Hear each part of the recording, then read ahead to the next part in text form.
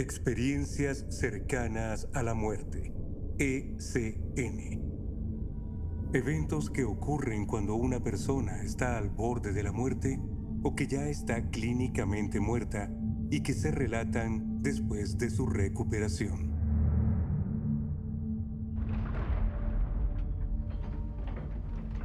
Era el 18 de julio de 1969. Era temprano en la mañana, alrededor de las 5:30 AM. Era un hermoso día para volar. No había demasiado viento. ¿Qué otra cosa podíamos pedir? Encendimos los motores. Teníamos los tanques llenos. Todo estaba bien. Así que comenzamos el despegue. Y luego, efectivamente, la aeronave comenzó a ascender. Chuck recogió el tren de aterrizaje. Estábamos acelerando y subiendo por encima de la pista, y creo que estábamos a unos 30 metros sobre el suelo, cuando empecé a notar que algo andaba mal. Tenías un motor a altas revoluciones y el otro a bajas revoluciones. Eso solo ocurre cuando hay una falla del motor. Así que entonces me sujeté de los asientos y me aferré a ellos. Miré hacia afuera y vi un montón de césped verde. Parecía un parque de la ciudad. Y pensé, bueno, en el peor de los casos, siempre nos han entrenado para aterrizar en un parque. Pero lo siguiente que noté fue que árboles altos golpeaban nuestro parabrisas. Chuck tomó los controles y los giró completamente a la izquierda, todo lo posible. Y luego los tira hacia atrás contra su pecho.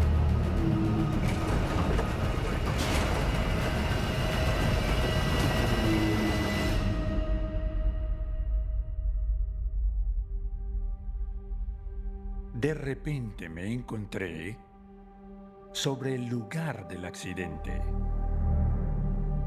pero sin saber qué estaba viendo ni por qué. No sentía dolor, tampoco tenía miedo ni incomodidad, simplemente estaba sobre el lugar del accidente.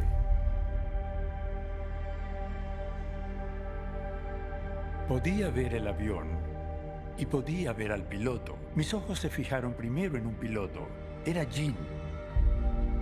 Y luego giré y vi a otro piloto justo al lado de él, como a 1,5 metros de distancia, y reconocí que este era Chuck. Y mientras procesaba lo que estaba viendo, vi a un tercer piloto también como a 1,5 metros de distancia. Y ese era yo.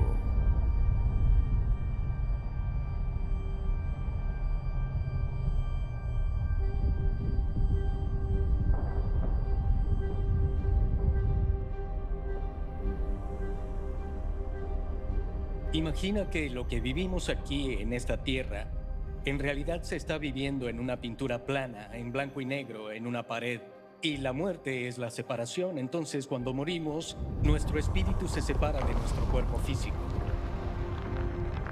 Mueres y te arrancan de esa pintura plana en blanco y negro y te llevan a una habitación tridimensional llena de color a tu alrededor. Experimentas cosas que nunca antes has experimentado, aunque puedes ver que tu mundo está contenido dentro de este mundo. Luego imagina que te devuelven a esa pintura plana en blanco y negro y tienes que describir 3 dimensiones de color en términos bidimensionales en blanco y negro. ¿Cómo lo harías?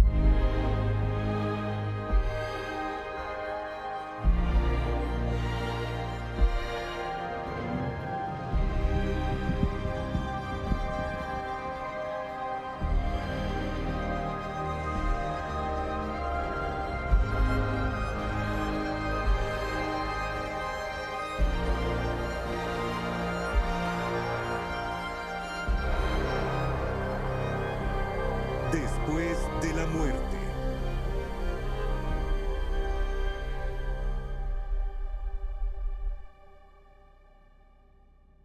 Médica y científicamente, el punto exacto de muerte no puede ser definido. Lo que sabemos es que realmente existe un proceso de muerte, durante el cual ocurre la experiencia cercana a la muerte. El 75% de las personas en ese primer estudio han tenido un paro cardíaco documentado. Parte de la experiencia es que dicen que flotaron fuera de su cuerpo y podían ver lo que estaba sucediendo durante la reanimación. Creí que yo mismo, como cardiólogo, podía analizar eso. Y ahí es cuando todo se volvió oscuro. Al principio sentí como si me desmayara. Y después fue como si se cerrara el telón o se encendiera una luz o algo así. En algún punto me vi a mí mismo todavía en el suelo y pude reconocerme allí. Estaba como en posición fetal. Y cuando viste tu cuerpo, lograste mirarlo de cerca. ¿Pudiste ver tu rostro? Pude ver mi oreja derecha y esta parte de mi rostro porque estaba acostado mirando hacia otro lado.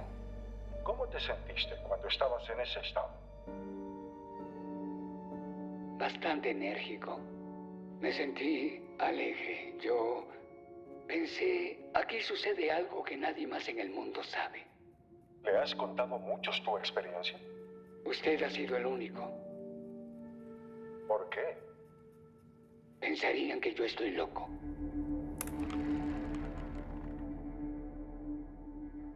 Es lo que conocemos como estar clínicamente muerto, a veces durante unos minutos, a veces 30 minutos, a veces horas.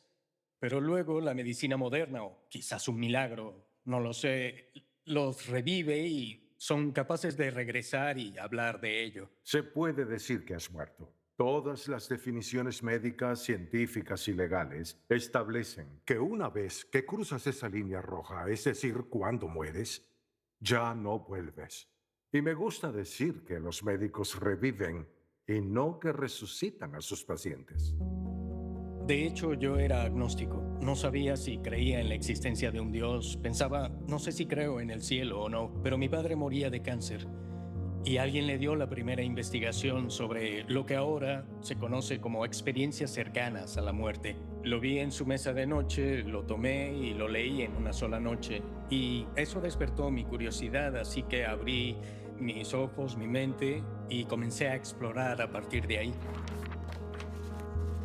Me pareció fascinante, de alguna manera, el desarrollo de cómo este fenómeno de las experiencias cercanas a la muerte comenzó a cobrar relevancia en Estados Unidos. El doctor George Ritchie fue realmente el primero en hablar en público sobre este tema. De hecho, él estaba en el campamento Barclay, preparándose para ir a luchar en la Segunda Guerra Mundial. ¿Qué sucedió durante esos 9 minutos? ¿Qué viste? ¿Qué pasó? Conocí a Cristo porque me dijeron que me pusiera de pie porque estaba en presencia del Hijo de Dios. Él entró en mi habitación y me guió a través de 4 reinos distintos después de la muerte. La vida realmente es eterna. No morimos. ¿De acuerdo? La muerte no es más que un portal por el cual pasamos. El doctor Moody asistió a una conferencia suya en la Universidad de Virginia, donde él era profesor visitante, y lo escuchó hablar sobre esta experiencia. En 1969 me convertí en profesor de filosofía en la Universidad de Carolina del Este y enseñando sobre Platón comencé a escuchar estas experiencias de mis estudiantes y también de otros profesores. Me involucré en ese campo a regañadientes. Estaba en la Universidad de Florida en Waynesville con Sarah Krisinger, que era trabajadora social psiquiátrica en el hospital donde trabajaba. Me dijo que leyó el libro de Raymond Moody, Vida después de la vida, un poco después de iniciarse su publicación. Lo leyó, me lo entregó y me preguntó qué pensaba de él. Él es el doctor Raymond Moody, destacado psiquiatra, conferencista e investigador, pero quizás es mejor conocido como autor del innovador estudio sobre las experiencias cercanas a la muerte. El exitoso libro, Vida después de la vida, ha vendido más de 15 millones de copias y ha sido traducido a más de 14 idiomas. Nos dicen primero que nada que parecen abandonar sus cuerpos físicos para elevarse por encima de la escena de la reanimación y observar los eventos que ocurren debajo. Nos dicen que atraviesan un pasaje estrecho o un túnel hacia una luz increíblemente brillante, cálida y amorosa. Tonterías. Nunca antes escuché sobre estas experiencias. Fui al hospital y le pregunté a algunos de los médicos mayores, ¿alguna vez un paciente ha dicho esto? No. Yo era muy escéptico de que estas cosas realmente estuvieran ocurriendo. Y si ocurrían, eran delirios, alucinaciones, desvaríos o algo así. En cardiología nos basamos en estudios científicos. Así que le pregunté a personas que habían sido reanimadas y el tercer paciente dijo que tuvo una experiencia similar a lo que Moody describió en su libro. Entonces, Sarah y yo dijimos, bueno, tal vez deberíamos investigar esto más a fondo. Diseñamos un protocolo científico para entrevistar a estas personas. Grabamos las entrevistas en audio. Consideramos datos como antecedentes, demografía, etc. Y eso duró 5 años. Primero que nada, obtenía permiso para grabar y luego decía, bien, adelante. Cuéntame, ¿qué sucedió? 2 o 3 personas me levantaron y me pusieron en una camilla. Era de metal con 4 patas. Cuando me arrojaron por primera vez sobre la mesa, el médico me golpeó. Y me refiero a que realmente me golpeó fuerte. Me introdujeron un tubo de plástico, como los que se usan en una lata de aceite. Me lo introdujeron en la boca. Y entonces noté otra mesa con una especie de recipiente con un montón de cosas. Luego lo supe más tarde que era la máquina con la que me golpeaban. La acercaban sobre mi pecho. La estaban usando conmigo, eso era. Cuando estabas arriba y mirabas hacia abajo, ¿veías detalles de tu cuerpo? Sí, pude ver muchos detalles, como manchas de sangre en la pared. La pared estaba salpicada y luego la limpiaron. Me decían, nunca se lo he contado a nadie, doctor, y creo que soy el único al que le ha sucedido. Y las experiencias cercanas a la muerte en ese momento, hace unos 45 años, no eran muy conocidas. Entonces, ellos sentían que era una especie de experiencia única y desconfiaban de que yo les hiciera preguntas, lo cual para mí le daba cierta credibilidad a lo que me contaban. Muchos de ellos dijeron, por ejemplo, que habían intentado contárselo a su médico o a un ministro y que los habían ignorado. Y en esos primeros años, las personas con las que hablé estaban muy contentas de que finalmente alguien las escuchara. Empecé en la Universidad del Norte de Kentucky en 1972. Me contrataron como profesor asistente y me ofrecieron un ascenso a profesor asociado cuando tenía 25 años. También me dieron la titularidad en mi tercer año. 7 estudiantes, mi esposa y yo, hicimos un recorrido por Ámsterdam y luego fuimos a Dinamarca. Pasamos unos días allí, fuimos a Suecia por un día y la última semana fue un viaje de 3 semanas y nuestra última semana fue en París. Fue un recorrido artístico. Principalmente visitamos museos. En la mañana del sábado 1 de junio de 1985 tuve el dolor más agudo que había experimentado en mi vida, en el centro de mi abdomen.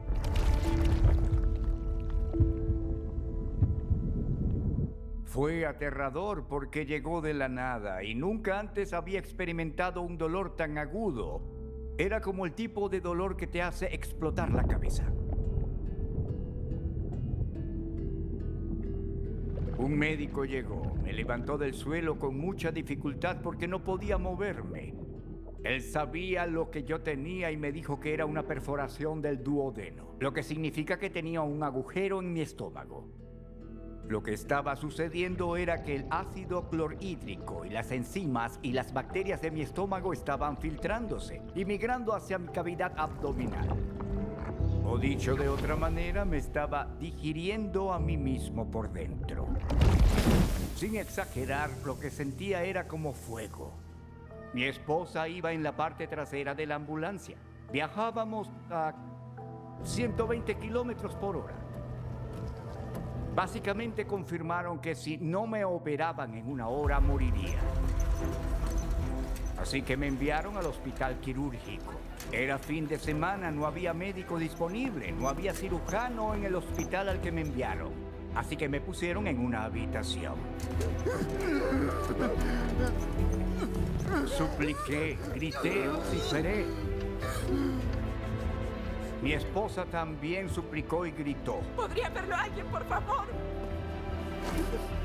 Dijeron, lo lamento, solo hay un médico que podría hacer algo. ¿Puede hablar con alguien que pueda ayudarnos? Tiene que haber alguien. ¿Cómo puede ser que no haya nadie aquí?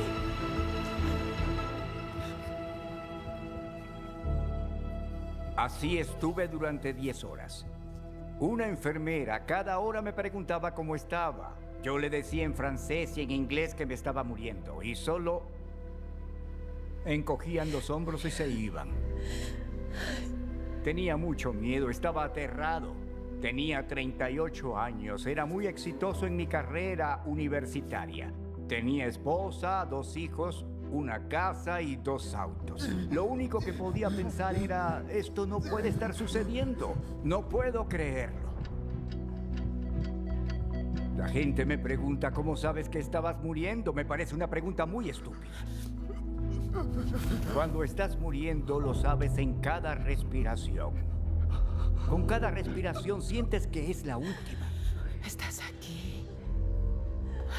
Estás aquí. La enfermera llegó a las 8:30 de la noche y dijo que lo sentían. No pudieron localizar a un cirujano, que intentarían encontrar uno al día siguiente, que era domingo. Cuando dijo eso pensé, bien, se acabó, es el fin. No puedo más. Estaba muy agotado y miré a mi esposa. Fue terrible tener que verla llorar. Luego cerré los ojos y dejé de intentar respirar. Y perdí el conocimiento. Yo era ateo y sabía que cuando mueres, simplemente todo se acaba. Es como el gran vacío, ya saben, el fin. La velocidad de impacto oficial registrada por la Junta Nacional de Seguridad en el Transporte fue de 218 kilómetros por hora. A esa velocidad impactamos justo debajo de la cabina. La cabina simplemente explotó, simplemente todo se abrió. Fue entonces cuando golpeamos esa cúpula y ¡boom!, caímos al suelo. El curador del mausoleo me dijo que esa cúpula tenía 6 o 7 pisos de altura y chocamos directamente contra la parte superior. Puedo recordarlo hoy tan claramente como hace 5 o 10 años. Te das cuenta de que no eres solo un cuerpo. Creo que eso es lo que le sucede a todos cuando mueren. Desperté de la inconsciencia, de pie junto a la cama, sintiéndome mejor que nunca en mi vida. Mi visión se había incrementado enormemente. En lugar de ver 106 grados, podía ver casi 360 grados. Mi profundidad de campo era total. Cuando miraba algo de cerca, todo lo lejano estaba enfocado. Y siendo artista visual, eso significaba mucho. Dije, vaya, nunca había podido ver así. Luego me di cuenta de que podía oír, oler, saborear, tocar todo. Podía percibir los matices en el frío suelo del linóleo. Podía oír el zumbido de las luces fluorescentes en el techo, muy fuerte. Todos mis sentidos estaban aumentados. Miré hacia abajo y me di cuenta de que ahí estaba mi cuerpo, pero yo estaba aquí arriba. No podía estar muerto porque nunca me había sentido más vivo. No solo estaba vivo, sino que era libre y no podía entender qué sucedía. Pero entonces me di cuenta, soy un espíritu. Tengo un alma y solía habitar ese cuerpo.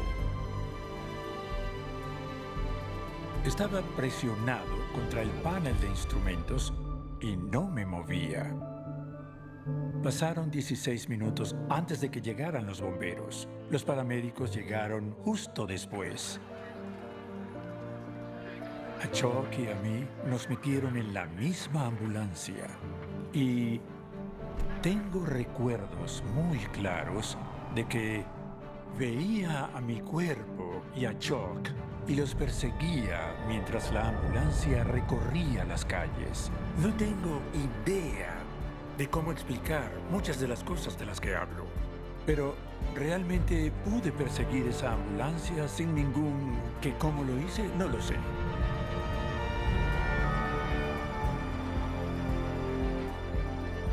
No estaba preocupado, no sentía dolor.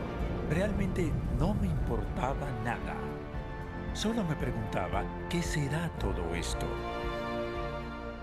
No hay dos experiencias cercanas a la muerte iguales, pero todas tienen un patrón muy consistente de elementos de lo que ocurre durante la experiencia. Hay una serie de hechos que se repiten en estos procesos. Lo primero que sucede es un encuentro cercano con la muerte. Quedan inconscientes, clínicamente muertos, sin latidos del corazón ni respiración. En ese momento no deberían tener ninguna experiencia, pero la tienen. Lo primero que ocurre es lo que se conoce como experiencia extracorporal. Las personas salen de sus cuerpos y muchas veces quedan observando la reanimación, pero dicen que aún tienen un cuerpo espiritual. Desde esa posición ven los eventos terrenales en curso y describen los frenéticos esfuerzos del personal médico para revivirlos. Salen de ese lugar de su reanimación y llegan a un lugar de exquisita belleza. A menudo ven una especie de luz que interpretan como una figura religiosa. Y esta luz era una luz que es amor y vida. Era palpable y no difícil de mirar, pero surgía de todo y sin embargo hacía que todo fuese más vibrante. Los colores, según relatan, están mucho más allá de nuestro espectro de colores. La música se ha descrito como tan hermosa que dicen que no han escuchado nada igual. Nada de eso es posible en la Tierra. Familiares o amigos fallecidos a menudo vienen a su encuentro. Saben, dicen que aún conservamos nuestros recuerdos, nuestro humor, seguimos siendo los mismos, pero nos encontramos de nuevo en el otro lado. Y algunos de ellos dicen, llegué a un lugar donde sentí que si seguía adelante no podría regresar. Pueden ver pasar parte de su vida o toda su vida ante sus ojos hasta ese momento. Toda la experiencia es muy tranquila, muy pacífica. Algunas personas no desean regresar. Y luego, muchos cuentan que experimentan estar en presencia de un Dios de luz y amor. Esta luz es más brillante que el sol, pero de nuevo, no es solo luz como la que veríamos aquí, en la Tierra. Y de este Dios sienten un amor incondicional, paz y aceptación como nunca antes habían experimentado. Al final eligen regresar al cuerpo terrenal o se les envía de vuelta involuntariamente. Este Dios casi siempre les dice, todavía no ha llegado tu hora, aún tienes un propósito en la Tierra. A veces les pregunta, ¿quieres quedarte o quieres irte? Muchas veces les dice, tienes que volver, pero ninguno quiere regresar.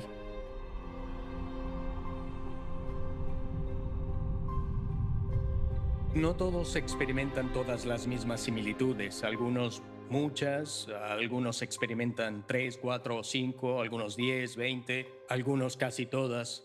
Pero esas similitudes se superponen, además de que hay singularidades en cada experiencia, como que cuando se encuentran con este Dios de luz y amor, cada uno de ellos siente que es el único al que ese Dios ama. Y sin embargo, todos se sienten así.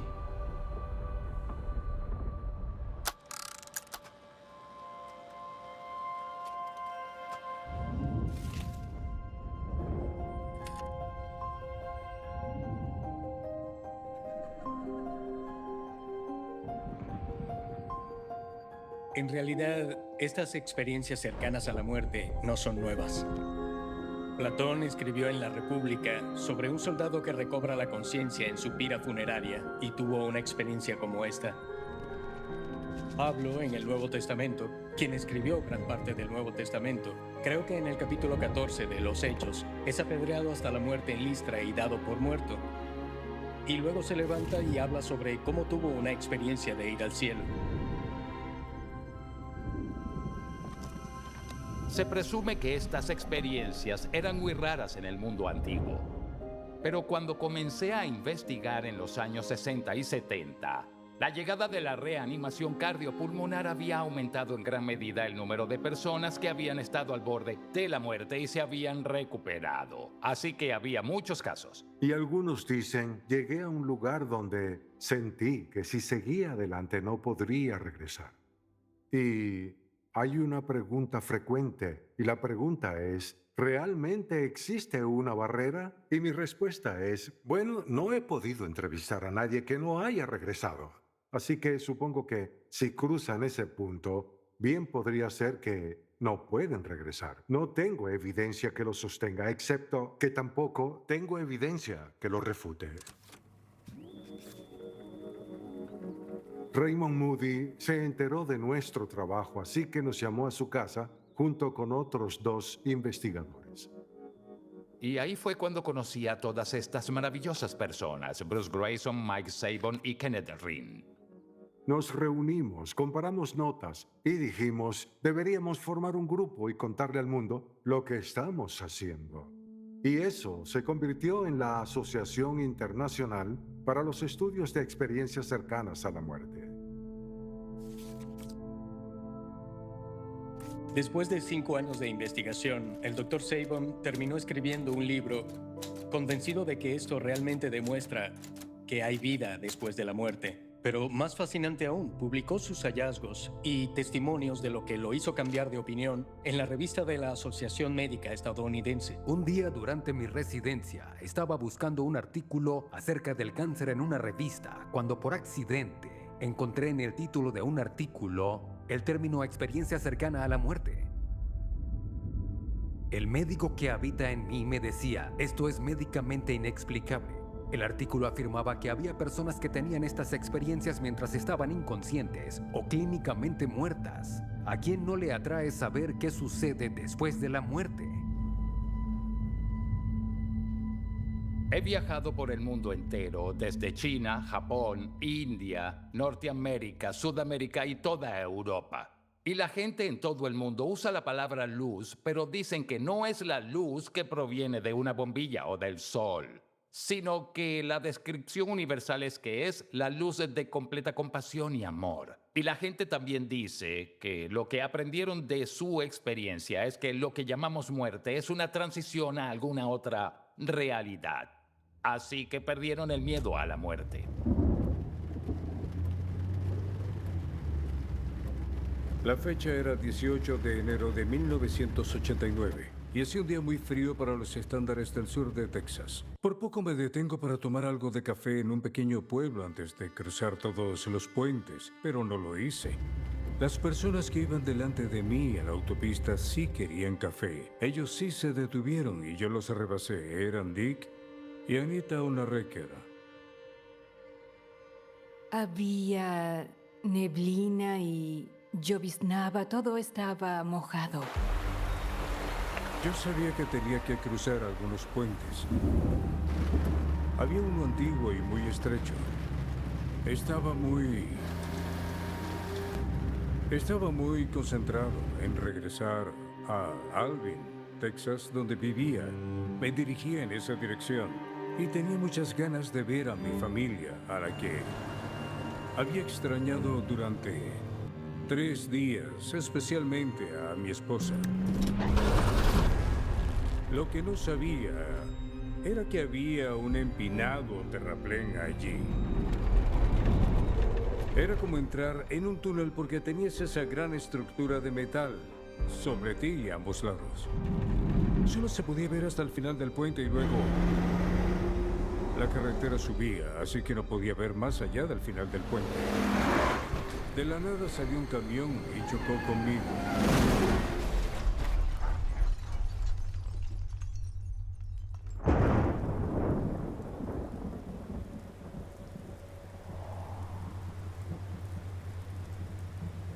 Cuando nos acercamos al puente, lo primero que vi a la derecha fue ese gran camión de 18 ruedas. Y luego lo siguiente a la izquierda, creo, fue un auto gris. Solo había un hombre mayor en él. Luego, lo siguiente que vi fue el auto rojo de Don, que estaba completamente aplastado. Así que éramos solo 4 vehículos en el puente en ese momento. En ese entonces estaba desplegado en el condado de Walker. Pregunté, ¿es probable que sobreviva? Y me dijeron la verdad, no. Eso fue, ya saben, algo que nunca olvidaré. Quiero decir, ver eso hizo que fuera un mal día.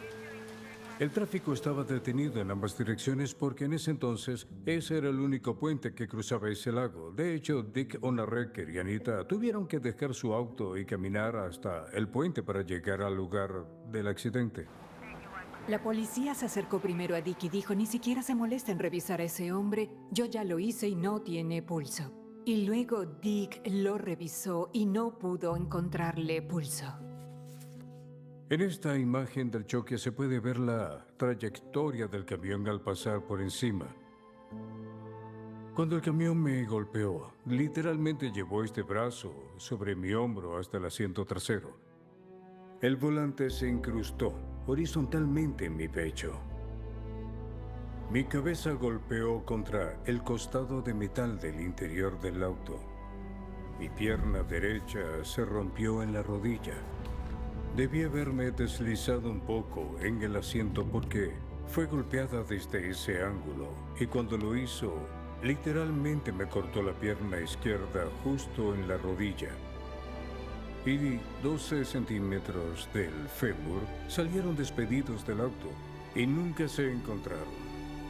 Morí al instante. Mi corazón dejó de latir, así que no estaba bombeando sangre. Yo morí en ese puente.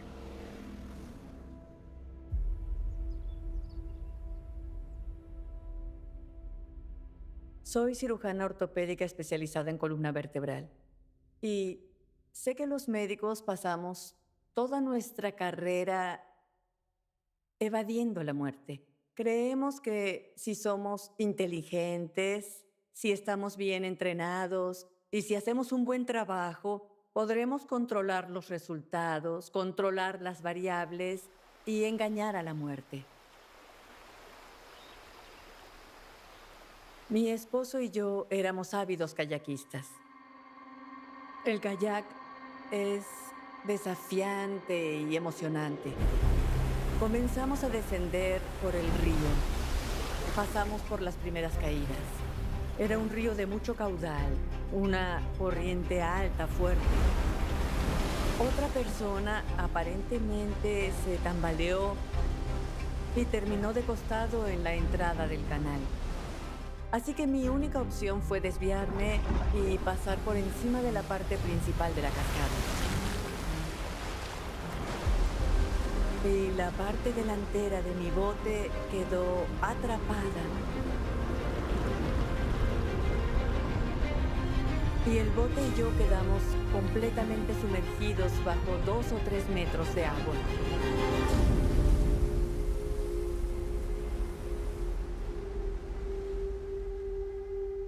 Me di cuenta de que probablemente iba a ahogarme. Pensaba en el hecho de que debía estar muerta, pero no me sentía muerta. Me sentía más viva que nunca. Sentí esta increíble experiencia como si fuera parte del agua. De hecho, me sentía magnífica. Sabía que Cristo me sostenía, así como sé claramente cualquier otra cosa. Sé que parece una locura, pero es algo que está más allá del entendimiento. Subimos una escala famosa mundialmente, tal vez unos 150 metros o más. Mientras el tren comenzaba a moverse, solo pensé, es todo, voy a morir. Tomé una curva a 140 kilómetros por hora, volqué y me cayó encima. Lo único que recuerdo haber visto fue una luz muy blanca. El cuchillo atravesó mi hígado por completo. Tenía un pulmón perforado y empecé a sentir que Mi espíritu abandonaba mi cuerpo. Estabas en la cama del hospital, pero habías dejado tu cuerpo. Mi cuerpo estaba en la cama y mi espíritu estaba... Y podía ver en todas las direcciones. En el techo, mirando hacia abajo, se sentía una presencia como Dios. No como un sujeto arriba en el cielo. Y eso era Dios. Simplemente sé que era Dios. El significado de la vida, de todo. Fue diferente a cualquier cosa que haya experimentado. No le tengo miedo a la muerte. Era con pleno conocimiento y amor incondicional. Era todo el amor que existe en el universo. La muerte no es el final, tal vez sea solo el comienzo. Miré a sus ojos, era como si estuviera viendo la eternidad dentro de él. Pude ver el inmenso amor que me tenía. La gente no te cree cuando les cuentas la historia, pero es tan real.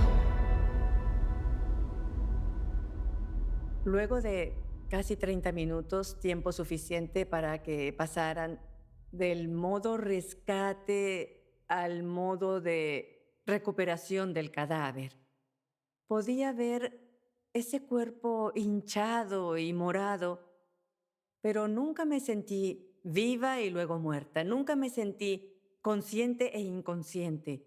Me sentí consciente y luego más consciente. Me sentí viva y luego más viva. Entré en esto siendo bastante escéptico. Sé que podría haberlo descartado fácilmente, porque si estás 20 minutos en reanimación y has estado sin oxígeno durante ese tiempo o lo que sea, vas a perder algunas neuronas. Tendrás daño cerebral, quizás no sobrevivas. Sufrirás una muerte cerebral. Por lo general, cuando más tiempo pasas sin oxígeno, normalmente más daño tendrá tu cerebro. Y es progresivo, hasta que el oxígeno vuelve. Un estudio reciente podría proporcionar respuestas a la antigua pregunta: ¿qué sucede con nuestros cerebros cuando morimos? El cerebro siempre ha sido el órgano más fascinante e interesante para mí porque sigue estando completamente inexplorado. Estaba trabajando en el Hospital General de Vancouver. El paciente era un hombre de 87 años. Llegó durante el turno de emergencia con una hemorragia entre el cerebro y el cráneo. Le llamamos hematoma subdural. Y decidimos operar. Destapamos el cráneo, quitamos la hemorragia y después de la cirugía estuvo bastante bien, unos 3 días, y luego comenzó a tener convulsiones. Así que le hicimos un electroencefalograma para ver de dónde venían las convulsiones y cómo tratarlas. Mientras lo teníamos conectado, tuvo un ataque al corazón y murió. Así que nos quedó la inédita grabación del cerebro humano que pasó de la vida a la muerte. Es la primera grabación de un cerebro humano agonizante, una que ocurrió completamente por casualidad. Hemos escuchado antes de personas que han tenido experiencias cercanas a la muerte que describen que los momentos importantes de su vida pasaban frente a sus ojos. ¿Es de eso de lo que estamos hablando? ¿Es de lo que esto se trata? A partir de este caso, todo nos indica que las cosas que describen consistentemente las personas que tienen una experiencia cercana a la muerte son ciertas. Estos individuos han mostrado estas ondas cerebrales que son exactamente las mismas que medimos cuando registramos la actividad de este paciente 30 segundos antes de que el corazón deje de latir y 30 segundos después de que el corazón deje de latir, lo cual nos pareció bastante sorprendente. Después de buscar y buscar hasta el momento en que escribimos y entregamos el manuscrito, no encontramos a nadie que tuviera grabaciones completas del cerebro humano agonizante. En términos médicos, las ondas cerebrales siempre están presentes en él. Difieren en frecuencia, es decir, cuántas veces por segundo oscilan. Las ondas de alta frecuencia se llaman ondas gamma. Luego las más bajas las llamamos beta, theta, alfa y delta. Esas son de oscilaciones más lentas y frecuentes. Encontramos un mayor entrelazamiento de estas bandas oscilatorias entre sí.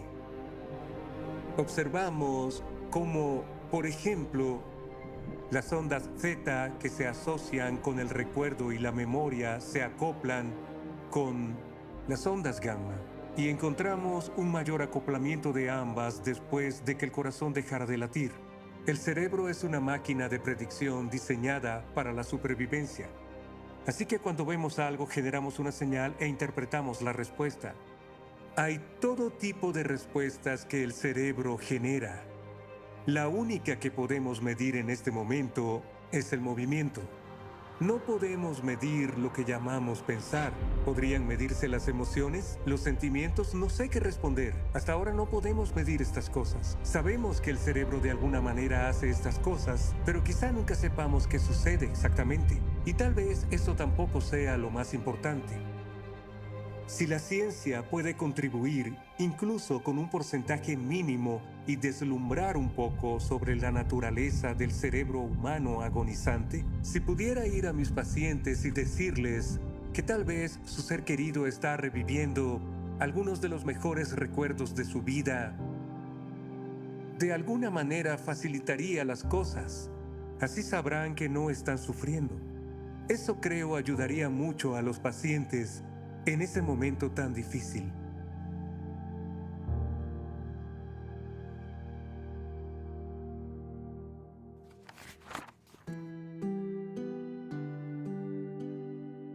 Crecí en Corea del Sur, en un hogar budista. Desde los 6 o 7 años me hacía preguntas como ¿por qué se creó a los seres humanos? ¿Por qué nacemos? ¿Cuál es el propósito de la humanidad? ¿Por qué estoy aquí? Los monjes budistas del templo decían cosas como «Oh sí, Steve, puedes ir al cielo, puedes ir al infierno, volver. Puedes reencarnarte en un animal o en una especie diferente». Me enseñaban qué era lo correcto e incorrecto y trataban de que me ganara la salvación.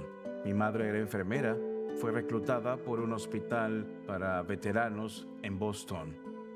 Y preparó el camino para que fuéramos allá, así que mi hermano menor y yo llegamos a la primaria. A medida que crecía en la escuela secundaria e incluso en el primer año de universidad, recuerdo sentirme confundido y al mirarme en el espejo preguntarme ¿por qué soy el único? ¿Por qué tengo que ser yo el coreano? Fue una gran lucha que me llevó a ser un poco rebelde. Me uní a una banda de garaje e creo que me esforcé un poco más que los demás para encajar. Y recuerdo sentirme un poco vacío, confundido y con un sentimiento de vacío desde la secundaria. Recuerdo que en el verano del 98 nos drogábamos por la mañana, por la tarde, por la noche, todo el verano. No estaba sobrio ni por una hora. Y mi mamá y mi hermano estaban preocupados. Llamé al templo budista buscando ayuda sin encontrarla. Así que me di cuenta de que era algo que estaba más allá de mi poder para salvarme a mí mismo. Cuando se habla de demonios o espíritus malignos, se suele pensar en alguien que viene con una trinche y cuernos. Pero lo que vi fue a un anciano asiático y me habló tal como les hablo a ustedes. Y me dijo, oye Steve, sé que pasas por un momento difícil, pero si te quitas la vida, puedo reducirte 50,000 años de infierno. Y pensé, ¡qué buena oferta! Entonces fui a la cocina, tomé el cuchillo más grande que encontré. Me arrodillé, tomé el cuchillo y me corté el cuello aquí. Lo cual, ya saben, es realmente doloroso. Mi mamá presenció lo ocurrido y decide llamar a emergencias. Llegó la policía y el espíritu del anciano seguía hablándome. Me dice, tienes que darte prisa o no podrás hacerlo. Ve por el estómago. Así que me apuñalé el estómago, lo cual, en realidad, las cicatrices bajan hasta aquí. Perdí muchísima sangre. Los policías vinieron y me golpearon con un bastón. Solté el cuchillo y recuerdo perder el conocimiento. Toda la sala estaba cubierta de sangre. Mi madre lloraba, lo recuerdo. Me pusieron en una camilla porque estaba muy herido. Perdía sangre muy rápido y el conocimiento me iba y venía. El espíritu del anciano se fue y luego solo quedó lo desconocido. Recuerdo salir, ver mi cuerpo y luego ver la sala de emergencias. Recuerdo caer por la oscuridad, incluso ver rocas y piedras a mi alrededor mientras iba cayendo. Sentía como si estuviera cayendo en un elevador. Y no sé cómo, pero sabía que iba a un lugar diferente. Pero era real, más real que cualquier cosa en la Tierra. Todavía estaba consciente, pero ahora como que había un conjunto diferente de reglas, una conciencia diferente. Y me despedía de la tierra, sabía que lo estaba haciendo. Y estaba yendo al otro lugar de eternidad. Y luego Dios vino hacia mí como una bola de luz que se convirtió en un triángulo. Detrás de él vi una ciudad. Miré hacia arriba y brillaba como oro. Las murallas eran de oro. No sé cómo funciona, pero es un lugar al que se puede ir. Escuché una voz antes de despertar. Te amo. Y abrí los ojos. Estaba en la sala de emergencias. Y dije, Dios mío, estoy vivo. Primero agradecí de estar vivo. Miré a mi alrededor y a mi madre llorando, tomando mi mano. Hijo, despertaste. Y todavía trataba de procesar lo que había pasado, pero sabía que había vuelto a la tierra. Se necesitaron 2 cirugías para reparar los vasos sanguíneos cortados. Un especialista tuvo que volar de último minuto y si llegaba tarde hubiera sido adiós para siempre. Mi corazón y mi sangre no se habrían recuperado, mi presión seguía hundiéndose durante toda la cirugía y dicen que fue un milagro, justo a tiempo.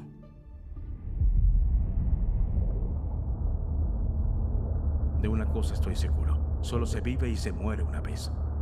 Y después viene el juicio.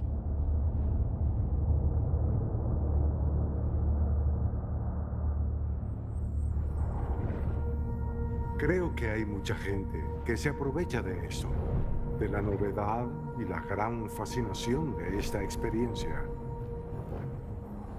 Todos vamos a morir y queremos saber qué va a pasar una vez que eso suceda. Así que esto nos concierne a todos y es de gran importancia, pero igual puede ser mal utilizado. Algunos de estos casos pasan a través de varias personas antes de ser publicados y reciben mucha atención porque son fantásticos. Pero lo que he intentado hacer es eliminar parte de la subjetividad de todas estas experiencias y así presentar datos que han sido recopilados científicamente. No hay forma de verificar la parte trascendental de la experiencia. La persona siente que va a un entorno sobrenatural en lugar de estar en ese momento en la habitación con ellos. Lo que realmente me convenció y lo que convenció a muchos médicos escépticos, oncólogos, cardiólogos, es que cuando las personas salen inicialmente de su cuerpo, dicen que muchas veces todavía estaban en la habitación donde los estaban reanimando o atendiendo, muchas veces cerca del techo, mirando hacia abajo, observando. Sentían una paz increíble, aunque muchas veces hubiera caos en la habitación donde estaban trabajando en su cuerpo. Cuando regresaban, podían dar pruebas corroborables de que realmente veían lo que estaba sucediendo en la habitación, aunque estuvieran inconscientes en el momento en que los atendían. Y ellos no deberían haber podido ver esto. Autoscopia significa autovisualización. Se visualizan a sí mismos desde el techo, acostados en la cama, sin vida o siendo reanimados. Esa es la parte verificable de una experiencia cercana a la muerte, donde se puede volver atrás y corroborar lo que dijeron que vieron con lo que realmente ocurrió. Y eso es lo que yo quería. Eso fue lo principal que me enganchó en este medio. Presté muy poca atención al túnel, la luz, los familiares y amigos fallecidos, las figuras religiosas. Para mí, como cardiólogo, científico y como médico, quería alguna verificación, algunos registros médicos, hablar con personas que habían estado allí y habían visto lo que había sucedido en la habitación.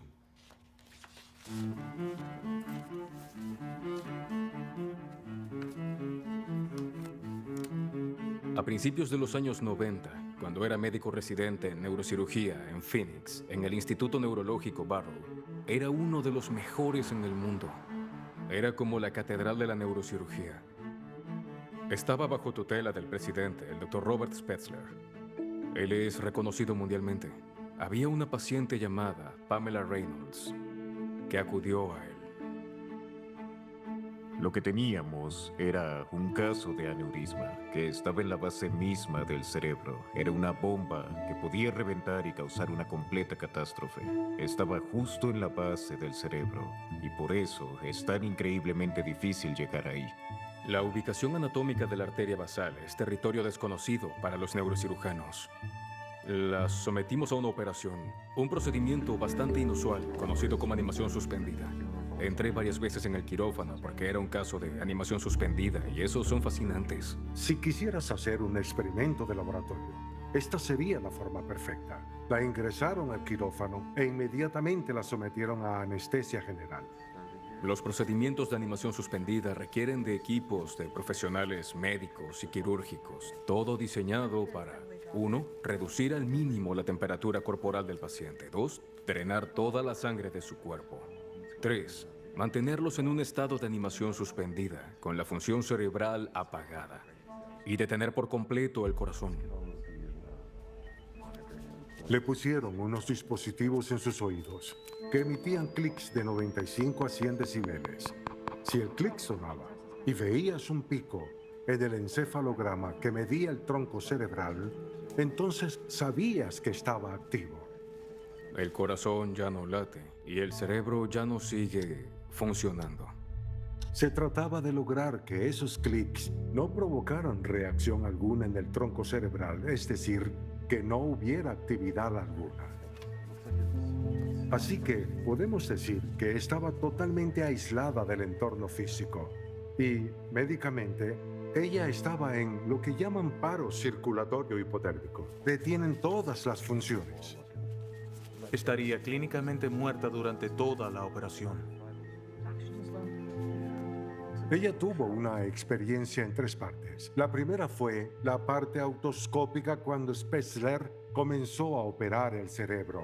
Ella escuchó la conversación entre él y el cirujano, justo cuando ellos hablaban sobre que su arteria femoral derecha era muy pequeña y tuvieron que cambiar al lado izquierdo. En la parte visual, ella vio la sierra para hueso, que ni siquiera yo, que soy cardiólogo, sabía cómo se veía. Y luego estaba mirando hacia abajo, hacia el cuerpo. Sabía que era mi cuerpo, pero no me importaba.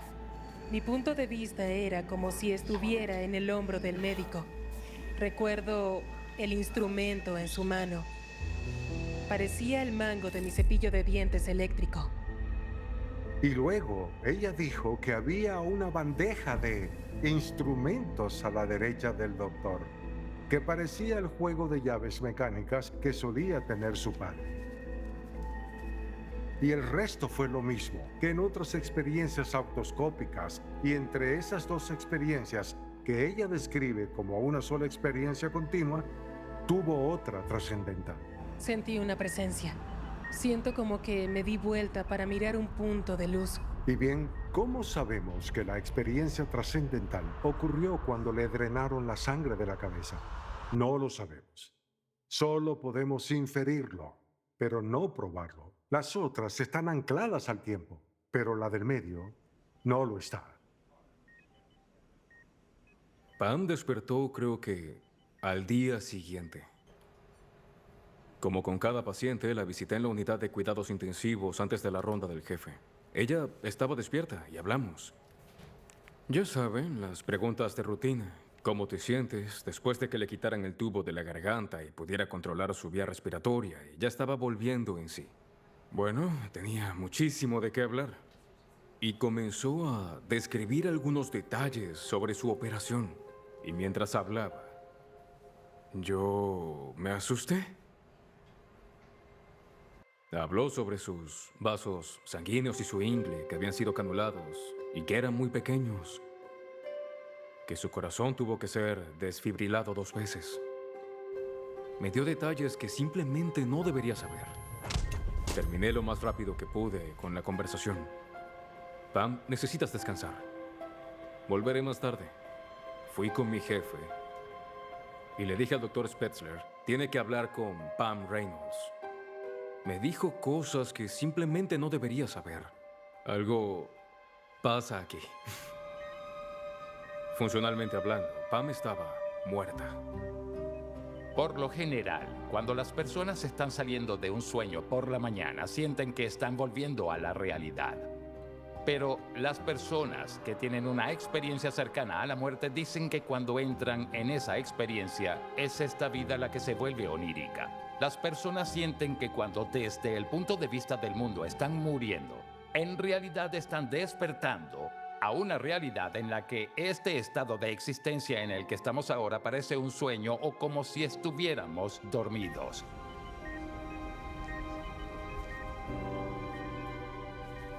La experiencia cercana a la muerte es donde la ciencia y la religión se tocan. Hay una gran diferencia entre prueba y evidencia. Todo esto es evidencia, pero suficiente evidencia en algún momento la acerca tanto a la prueba que la mayoría de las personas diría que es cierto, real. Debo cuidar lo que digo porque no quiero tener que alienar a las personas. Creo que el escepticismo es bueno, el escepticismo verdadero, pero la terquedad no lo es. En otras palabras, si tienes una posición ideológica con respecto a algo y luchas con uñas y dientes para apoyarlo o al menos defenderlo, y no miras al otro lado, eso no es ser objetivo. Hay mucho sobre la vida después de la muerte de lo que no conocemos. Solo lo sabremos realmente después de morir. Antes de eso, no lo sabremos. Ha habido muchas teorías alternativas, como el síndrome de los pilotos de combate. Que cuando sientes la fuerza G, parece que estás pasando por un túnel. Algunos dicen que las drogas psicodélicas como el DMT, LSD o la mescalina producen colores vibrantes y tal vez te llevan a otro lugar. Cualquiera de ellas, ketamina o LSD, son sustancias que generalmente producen efectos alucinógenos. De hecho, muchas personas que consumen estas sustancias ilícitas tienen una experiencia muy diferente a la típica experiencia cercana a la muerte. El problema es que todas esas cosas podrían describir solo un aspecto. Se trata de personas, y estamos hablando de miles y miles de personas en todo el mundo. Viejos, jóvenes, personas con vista, personas ciegas, y todas dicen lo mismo, que en el otro lado las personas ciegas pueden ver, tienen que adaptarse a ello, describen cosas que ven, pero ven las mismas cosas. Y hubo un estudio realizado con 23 personas invidentes, 14 de ellas ciegas de nacimiento, 2 de las cuales mencionaron y describieron una luz que sale de todo. Está la experiencia cercana a la muerte de Marta. Era una niña de 5 años totalmente ciega. Marta cayó en un lago y se ahogó. Y su conciencia se elevó por encima de su cuerpo. Describió vívidamente detalles de las plumas de los pájaros, de sus ojos, de las líneas telefónicas. Y me sorprende cómo una persona totalmente ciega puede sentir fascinación por cosas mundanas que tú y yo no consideraríamos tan emocionantes. Ver esto por primera vez mientras se está inconsciente y bajo la superficie experimentando esto es sorprendente. Entonces, ¿cómo se puede tener una experiencia lúcida que ocurre tanto para personas que han consumido drogas alucinógenas posiblemente y otras en el hospital bajo anestesia, pero que dicen las mismas cosas que aquellos que no han tenido anestesia? Y las mismas cosas que dicen niños pequeños, personas de diferentes antecedentes religiosos y culturales. No existen las alucinaciones masivas.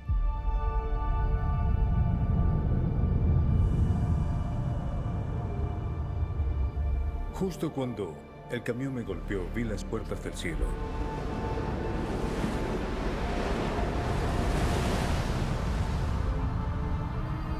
Y era magnífico. Era como el interior de una ostra. Era aperlado y deslumbrante, casi como si estuviera vivo. Solo se veía así debido a la luz que se reflejaba en la puerta. El cielo es luz, Dios es luz, es asombroso.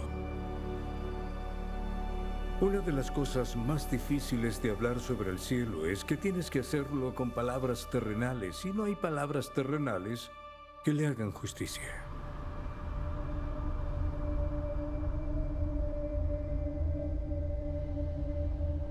Por un momento pensé, está bien, he muerto. De acuerdo, me morí, pero ¿estaba triste? No, para nada. No me preocupaba mi madre, ni mi padre, ni lo que pensarían, ni nada de eso. Solo estaba emocionado por hacia dónde iba y era pura alegría, paz, amor y unidad.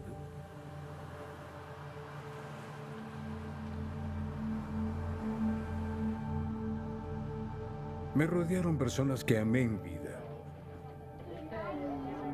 Al primero que vi fue a mi abuelo.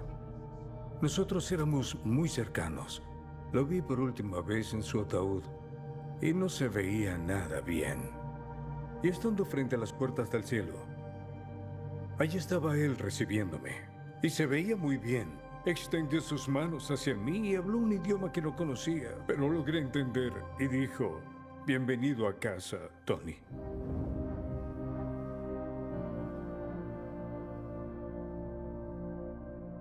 Reconocí a ese grupo de personas.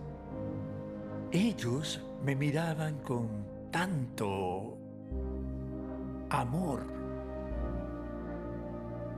Todos parecían estar en la plenitud de su vida. Y estas personas me saludaban y estaban encantados de que yo estuviera allí. Y supe que estaban allí para mí, para darme la bienvenida, para saludarme, para amarme, para hacerme sentir conocida. Y supe que me habían conocido y amado desde que comencé a existir.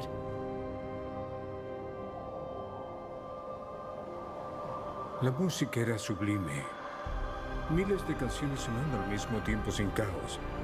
Todo tipo de música, instrumental, coros. Era algo sorprendente, simplemente te invade. Es decir, la música te impregna.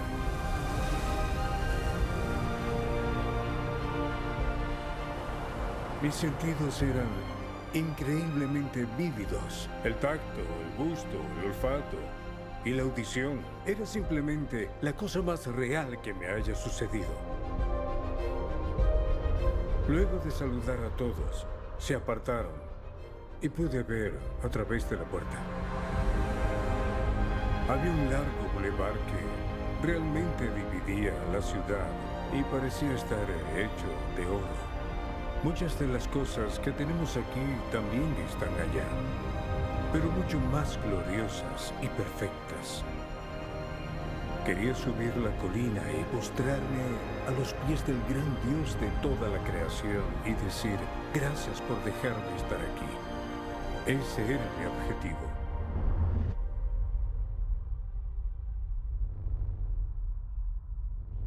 Pero no todas las experiencias cercanas a la muerte son buenas. El 23% de quienes se atreven a hablar de ellas cuentan que tuvieron experiencias infernales.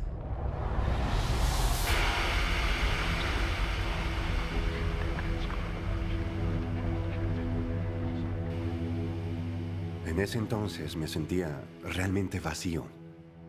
Para ese punto parecía que lo mejor que podía hacer era simplemente morir. Si moría, todo acabaría. Entonces, todo el dolor, el sufrimiento, la depresión, la oscuridad, todo eso se detendría. Bueno, si consumo suficiente cocaína, tal vez mi corazón dejará de latir, porque siento que se me sale del pecho.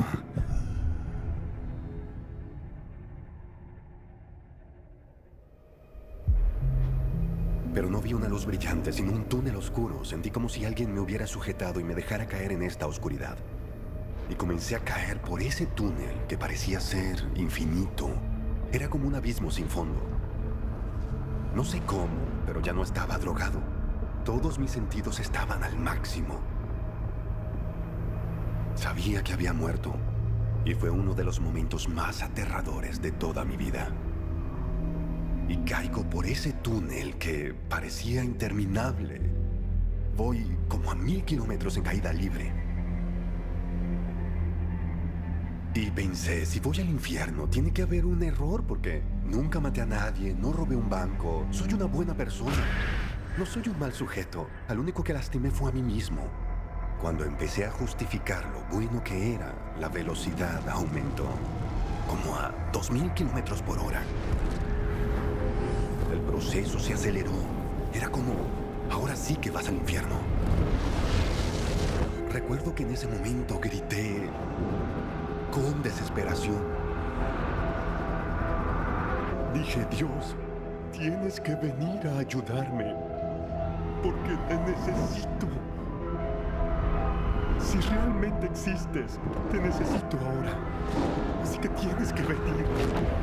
Por favor, Dios, necesito de tu ayuda.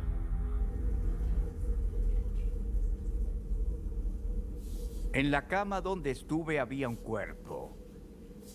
Cuando miré el rostro, se parecía increíblemente a mí. No podía entender cómo eso se parecía tanto a mí. Yo estaba parado allí, vivo, mirando ese cuerpo inerte.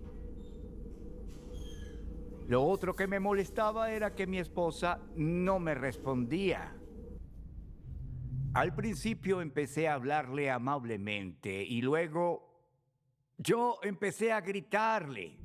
¿Qué diablos está pasando aquí? Mírame, háblame. Estoy bien, ¿qué es eso en la cama? ¿Cómo llegó allí? Estaba muy molesto, muy angustiado. Y luego escuché gente afuera, en el pasillo, fuera de la habitación, que estaba bien iluminada. Pero el pasillo estaba grisáceo y oscuro.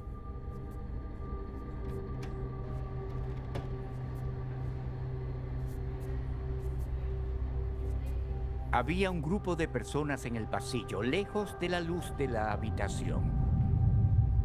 Les dije, estoy enfermo, necesito un médico. Y me respondieron, lo sabemos. Sabemos todo sobre ti. Es hora de que vengas con nosotros. Pensé que eran personal del hospital para llevarme con un médico.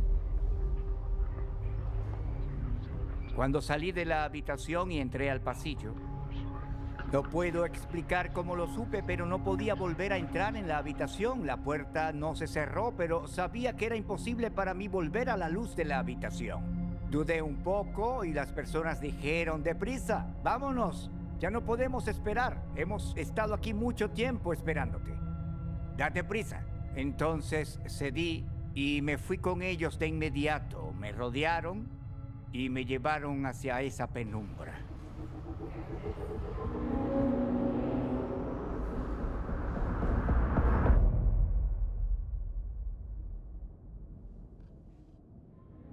A medida que avanzábamos, dejé de percibir paredes, techo, absolutamente todo. Solo caminábamos. Luego pensé, este hospital no es tan grande. Hemos caminado kilómetros ya. Es como, ¿dónde están las escaleras? ¿Qué está arriba y qué está abajo? ¿Dónde están las paredes? Solo caminábamos. Les comenté a las personas a mi alrededor cosas como, esto no es el hospital, esto no está bien. Y sus respuestas eran, cállate, silencio, sigue caminando, muévete, vamos, muévete. Decían, pronto lo descubrirás, ya verás. Pronto llegaremos. Había mucha gente alrededor, cientos de personas, no lo sé. Eran muy vulgares, amenazantes y aterradoras. Estaba en una oscuridad absoluta. No tenía idea de cuál era la dirección, hacia adelante o hacia atrás. Solo quería alejarme de ellos. Ellos decían, tienes que seguir avanzando, y comenzaron a empujarme y a golpearme. Yo me defendí. Empezaron golpeando, empujando, dando patadas. Luego empezaron a morder, arañar y a descuartizarme. Intentaron arrancarme los ojos. Y todo eso iba acompañado de risas y festejos macabros.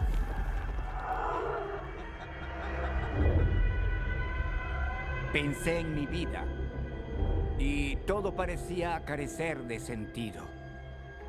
Me di cuenta de que las relaciones con mi madre y mi padre eran un desastre. Mi relación con mis hermanas no era buena y que mi relación con mi esposa era problemática.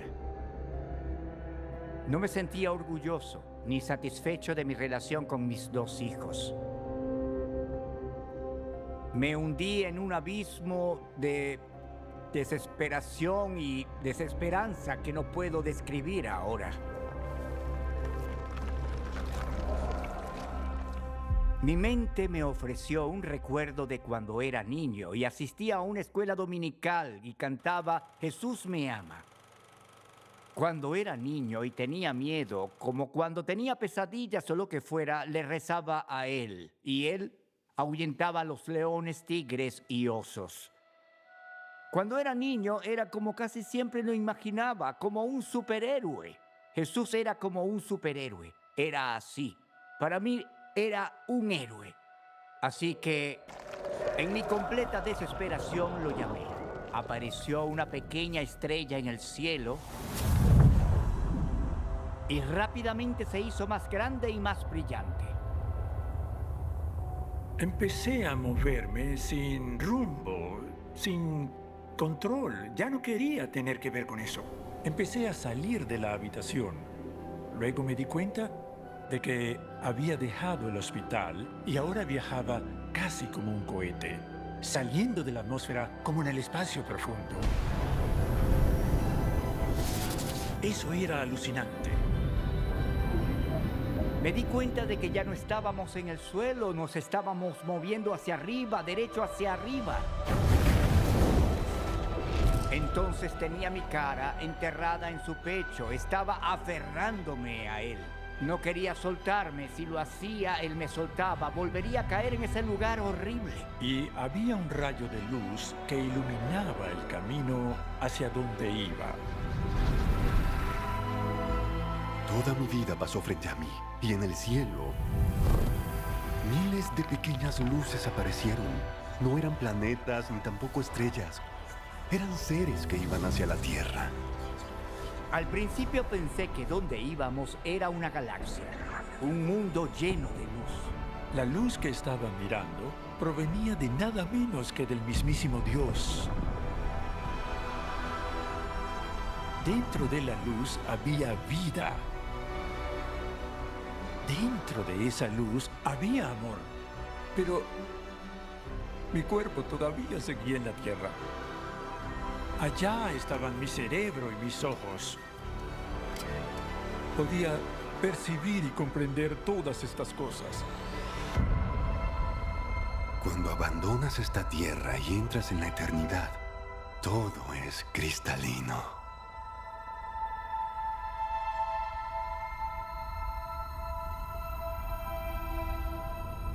Sabía que iba hacia esa área sagrada y obviamente me tomó mucho conectar los puntos. Esto es el cielo.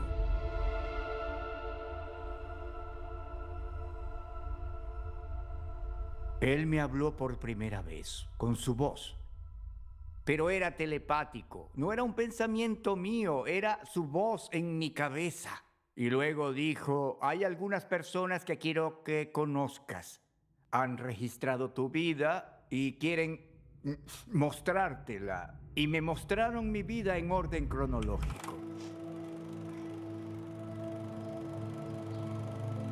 Lo que vi, resumiéndolo, fue una infancia feliz que pasaba a la adolescencia, pero todo se volvía amargo, especialmente mi relación con mi padre. Como mi padre era cruel conmigo, yo era cruel con él. Mi padre era física y emocionalmente abusivo todos los días hacia mi madre, mis hermanas y hacia mí. Nunca se detenía. La única forma en que podía lidiar con eso era tratar de no sentir nada. Y todo lo que él quería era que fuera una pequeña copia de él, que fuera su lacayo. Ser desobediente tenía consecuencias físicas inmediatas como patadas, puñetazos e incluso golpes. Me vi esforzándome por no tener emociones ni sentimientos, lo cual era mi forma de protegerme para no ser lastimado. A medida que me volvía más manipulador y exitoso, Jesucristo y los ángeles más expresaban su decepción y tristeza hacia lo que había vivido. Realmente me dolió decepcionarlos porque ahora tenía estos nuevos amigos, mi gran Salvador y el mejor amigo que he tenido en mi vida. Y estábamos mirando mi vida y era una gran decepción. Una gran decepción. Les dije deberían devolverme. No pertenezco a este lugar.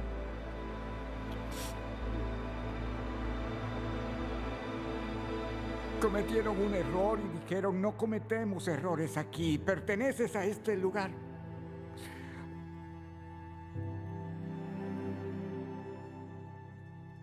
En este punto había tenido varias operaciones y finalmente podía estar de pie en lugar de estar confinada a una silla de ruedas. Pero todavía no podía caminar muy bien. Cuando regresé a mi cuerpo, supe que compartir mis experiencias con otras personas era parte del trato.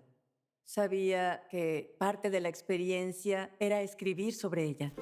Así que me desperté y pasé la siguiente semana levantándome a las 3 o 4 de la mañana para escribir durante unas horas antes de la rutina matutina. Y luego hice mis revisiones finales y cuando presioné el botón de guardar, llevé a mi hijo menor, que todavía vivía en casa, a la ciudad para comprar helado y celebrar. Y mientras íbamos hacia la ciudad para celebrar, llamé a mis hijos mayores, porque mi hijo mayor y su hermano estaban viviendo en Maine en ese momento. Estaban entrenando para esquiar. Y los llamé para compartir esta gran noticia. Pero un entrenador contestó y me dijo que Willie fue atropellado y había muerto. Y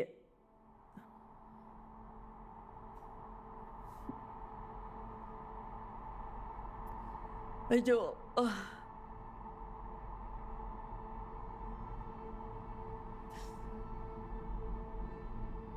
Yo reaccioné como cualquier madre lo haría.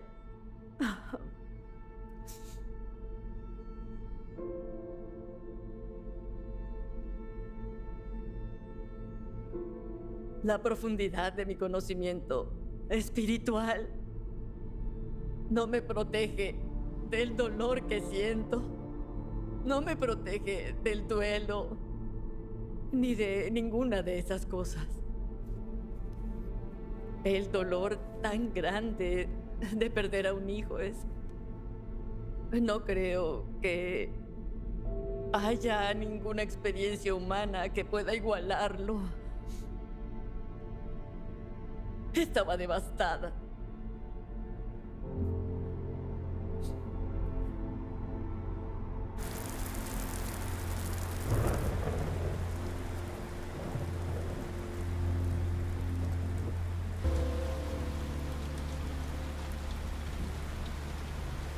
Y entonces todo se detuvo, tan pronto como llegué.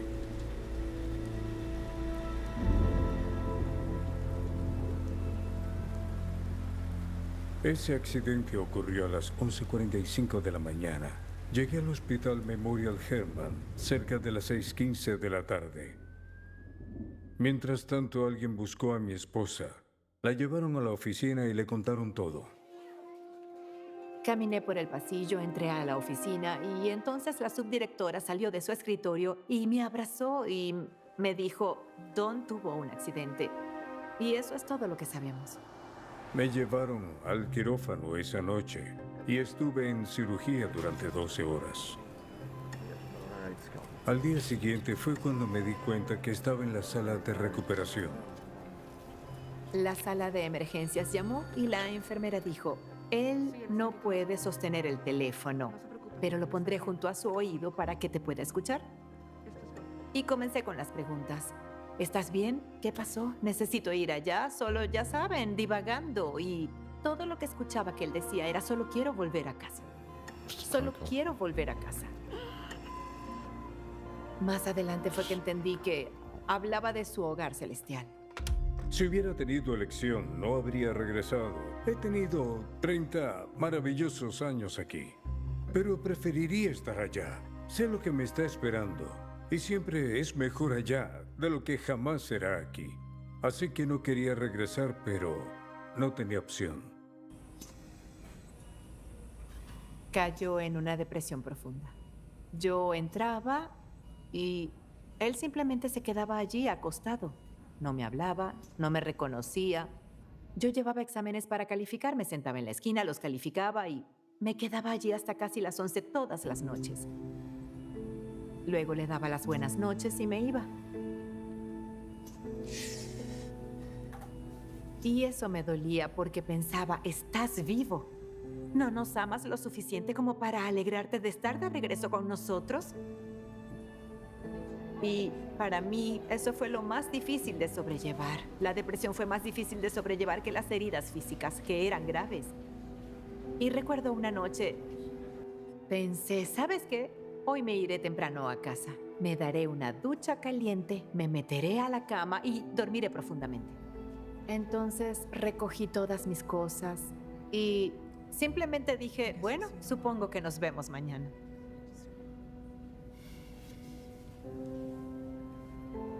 No respondió. Esa noche algo hizo clic dentro de mí y me harté.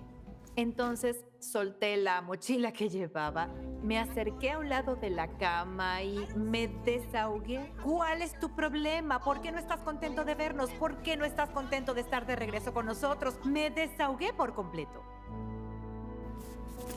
Así que recogí mis cosas y caminé hacia la puerta. Había un gran espejo junto a su cama. Miré y él estaba llorando. Vi las lágrimas. Así que volví hacia él, esquivé los aparatos. Estaba conectado a muchos objetos metálicos. Los aparté como pude y solo lo abracé. Y le dije, todo va a estar bien. Y en ese momento comprendí que tenía que aceptar que él estaba pasando por cosas que yo no entendía.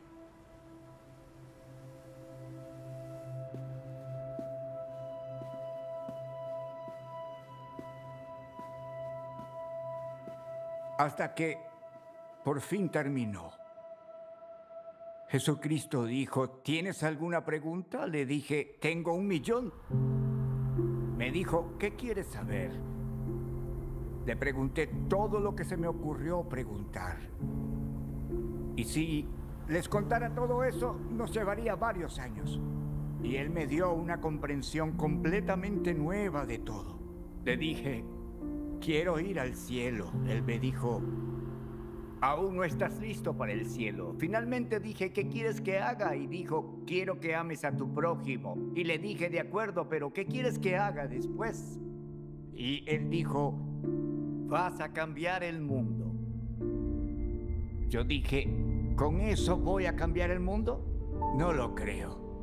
No lo entiendes. El mundo es un lugar terrible, un lugar cruel. Incluso si amo a alguien, van a ir y ser golpeados en otro lugar. Él dijo, no, si amas a alguien, esa persona llevará ese amor al mundo y tal vez amen a alguien más. Y crecerá y crecerá. Yo dije, no va a funcionar. Él dijo, ese es el plan de Dios. Funcionará. Y pues ante todo eso, ¿qué más podía hacer? ¿Qué más podría hacer? Así que finalmente cedí y dije, de acuerdo, volveré.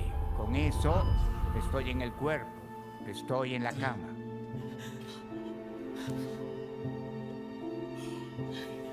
La enfermera que había estado en la habitación entra y dice, ha llegado un médico al hospital y vamos a prepararte para la cirugía.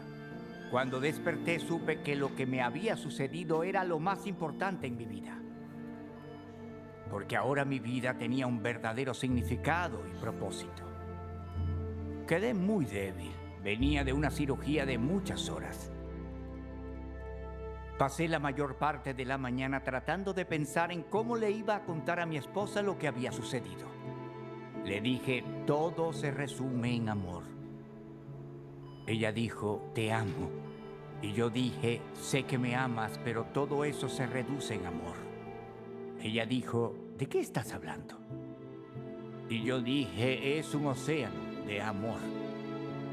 Y tienes que sumergirte en ese océano y formar parte de él. Y ella me dijo, Cariño, intenta descansar.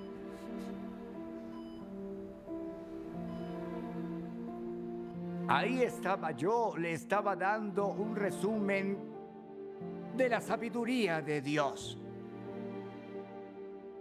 Y ella básicamente me responde que era un sinsentido. A partir de ese día intenté contarles a las personas acerca de Dios, el cielo y el infierno. Lo que había experimentado. Y nadie, absolutamente nadie, me tomó en serio. Me vieron como un fanático. Me vieron como un completo fanático. Y eso no fue bueno para mi relación con mis hijos, porque cuando más ellos no respetaban lo que les decía, y cuanto más me decían que estaba loco, chiflado y cosas así, más se alejaban completamente de la Biblia, de Dios y de mí. Fue contraproducente. Fue un desastre.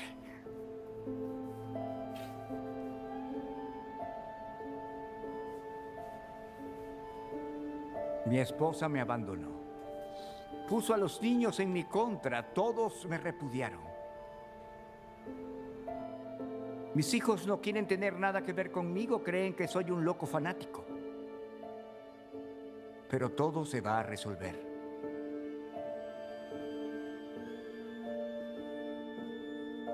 Confío en que Dios resuelve todo. No a nuestro tiempo, sino al suyo. Me gustaría que fuese ahora, pero aunque no sea así, sé que algún día sucederá, solo que tardará, no lo sé.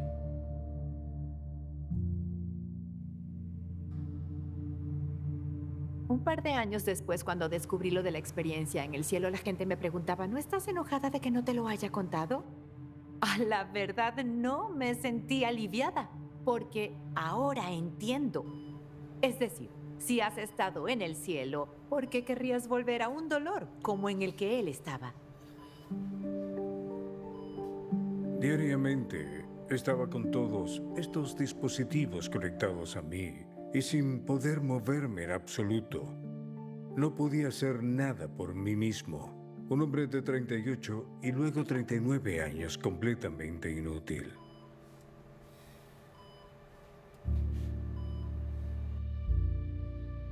¿Por qué? Me dejaste ver eso y luego me trajiste de vuelta. ¿Qué está sucediendo aquí? ¿De qué se trata todo esto?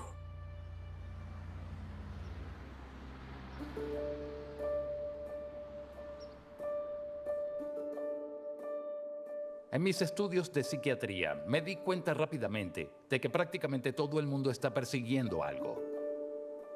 Algunos persiguen la fama, el dinero o el poder. Pero lo que me di cuenta al hablar con personas que habían tenido experiencias cercanas a la muerte es que lo que sea que persiguieran antes, esta experiencia les convenció de que lo que realmente importa en la vida es aprender a amar. Y sin importar el sitio, todos regresan con la misma idea, que Dios es amor y que cómo tratamos y amamos a los demás es lo que más le importa. Hay personas que tienen estas experiencias y regresan con sus vidas con un cambio radical. Cuando regresé, iba a hacer las paces con mi padre. Pude perdonar a mi padre porque entendí que él también estaba roto debido a su infancia problemática. Todo lo que mi padre quería era ser amado, pero no sabía cómo hacerlo de manera apropiada, así que intentó ser amado de manera inapropiada. con obediencia y disciplina. Mis hermanas estaban enojadas conmigo porque todas me dijeron varias veces, papá y tú se odiaban y ahora son mejores amigos. ¿Por qué? Y yo les decía, porque Él es mi Padre. La gracia se transmite de unos a otros una y otra vez. Es muy poderosa. Es tan poderosa. Cambia la vida de las personas para bien. Encuentran esperanza, paz, amor, alegría, perdón. Y también encuentran a Dios y la vida eterna.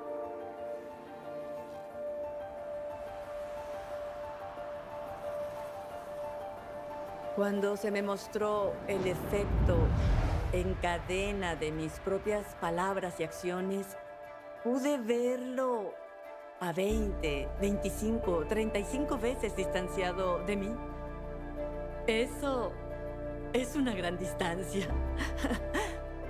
Entendí todos los dolores, tristezas y sueños, todo lo que me había llevado a ese punto en el que pude haber lastimado a alguien más. También entendí por completo el trasfondo o la historia de vida de las otras personas involucradas y todo lo que los había llevado a ese momento en el tiempo en el que me lastimaron o a alguien a quien yo amaba. Lo que cada uno de nosotros dice, hace y las elecciones que tomamos importan. De verdad lo hacen.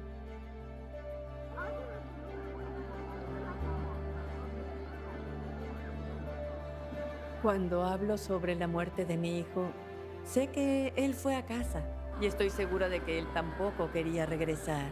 Estoy segura de que le aseguraron que estaríamos bien. Y que cuando mi tiempo en la tierra termine, mi hijo mayor estará allí para recibirme, junto a mi padre, mi padrastro. Ahora conozco a otras personas que han muerto, personas que amo, que son importantes en mi vida. No los veo aquí en la tierra y el mundo de Dios está aquí. Creo que existimos en medio de eso.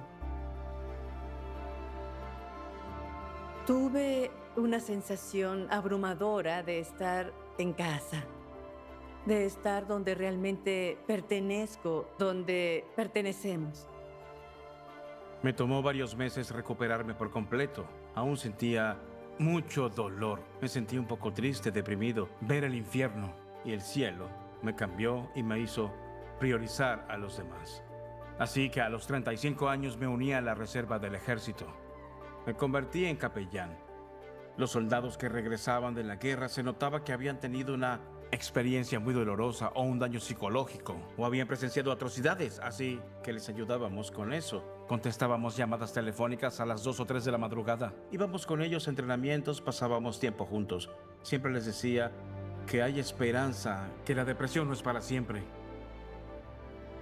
Creo que en todo el mundo hay muchas experiencias cercanas a la muerte, única y de diferentes culturas y trasfondos, sean estadounidenses o no, de todo tipo de religiones, porque la muerte es tan real como la vida. Y creo que Dios es misericordioso sin importar la religión que se tenga. Permite pasar por eso, para que podamos buscarlo en el proceso.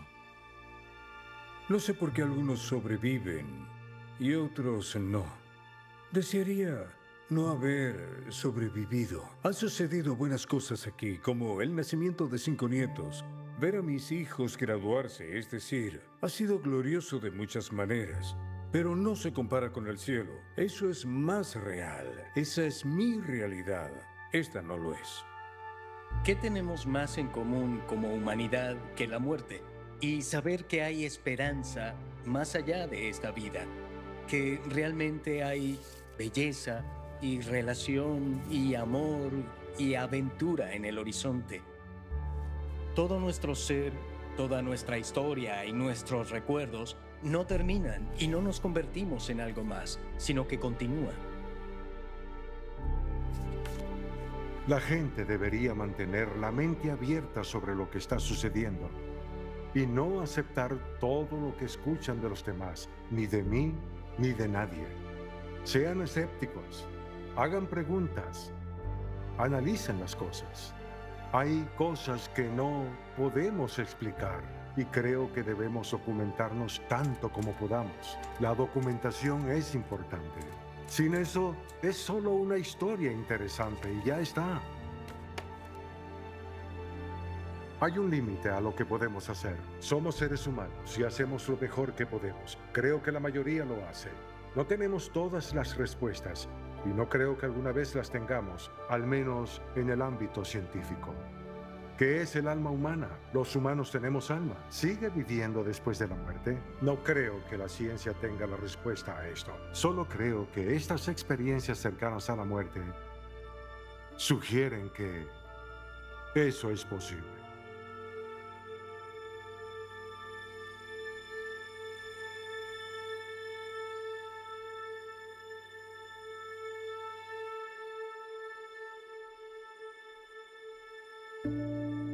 En memoria de Marco e Ile Cordic.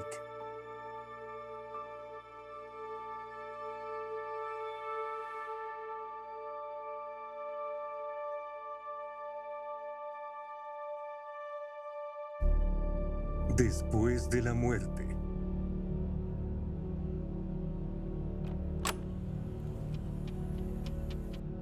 Cuando tuviste el paro cardíaco, ¿no crees que solo alucinabas? No, señor. Le aseguro que no. Es real. He vivido con ello durante bastante tiempo, 3 años, y no se lo he contado a nadie porque no quiero que me pongan una camisa de fuerza. Pero usted parece alguien muy razonable. Eso fue muy real.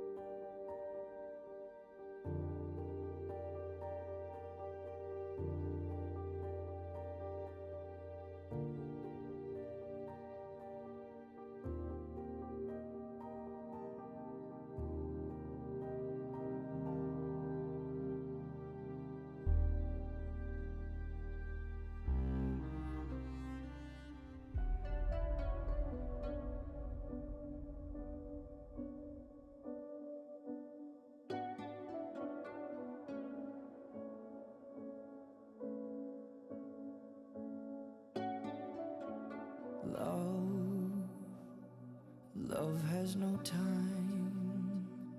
You're out of your body and out of your mind. Float into the sky. A sweet hello. Faith in goodbye. All of the colors, all of the sounds, stunningly bright and beautifully loud. I see it all of my doubts fall. Everything's clear now. When we're together, I won't let you down. Bleeding my heart out. Don't disappear now. There's more hope than ever now. I know what love means, so I surrender, follow your lead. I know it's hard to believe, it's bigger than you, much bigger than me. All of the colors, all of the sounds, stunningly bright, beautifully loud. I see it all of my doubts fall. Everything's clear now.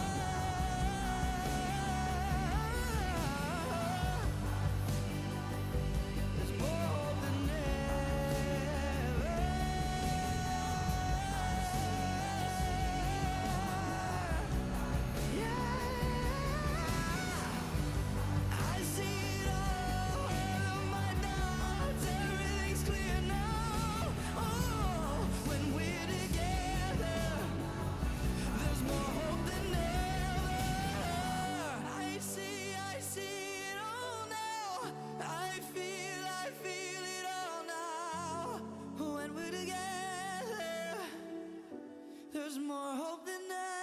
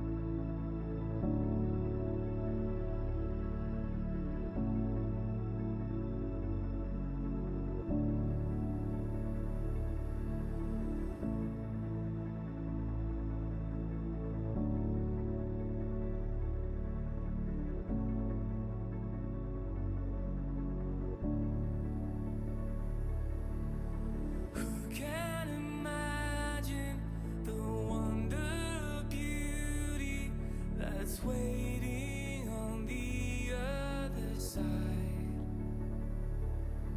a love like an ocean that keeps on going and pulls us closer to the light. I know one day we'll dance again on streets of gold with no regrets. We'll join the angels and the saints singing out together.